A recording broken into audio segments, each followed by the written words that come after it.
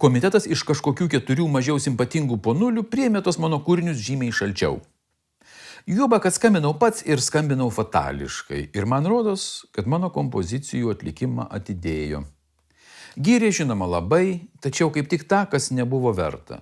O kas tikrai mano ir nauja, to matyt nesuprato. Lieka tas moralinis pasitenkinimas, beje liūdnas, nes norėčiau, kad mane suprastų. Vis dėlto nemanau eiti su savimi į kokius nors kompromisus.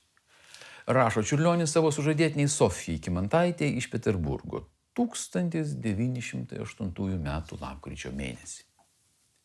Maždaug prieš metus Čiurlionis apsigyveno Vilniuje ir čia praleido apie 8 mėnesius. Tie mėnesiai buvo pilnai pašvęsti didžiosios Čiurlionio vizijos Lietuvos kūrimui. Darbas su choru, parodų organizavimas, straipsnių rašymas, lietuvių liaudies dainų leidyba, patys įvairiausi visuomeniniai įsipareigojimai sudarė pagrindinę gyvenimo Vilniuje darbotvarkę.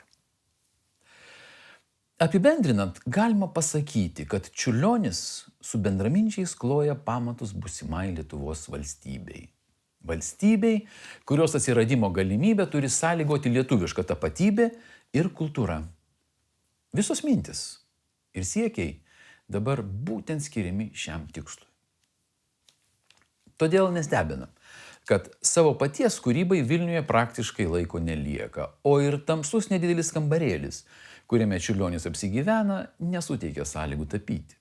Bet čia jis turi pianiną, todėl gali komponuoti muziką.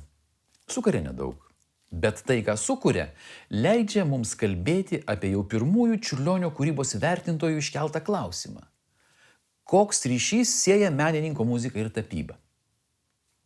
3 pavasarį Vilniuje sukurti kūrinėliai, kurių pasak Čiurlionio nesuprato Peterburgo ponuliai, paties kompozitoriaus pavadinti 3 mažais peizažais Marės ir vasarą nutapyta 3 dalių jūros sonata, svarbiausias mums likęs daiktinis įrodymas šią temą.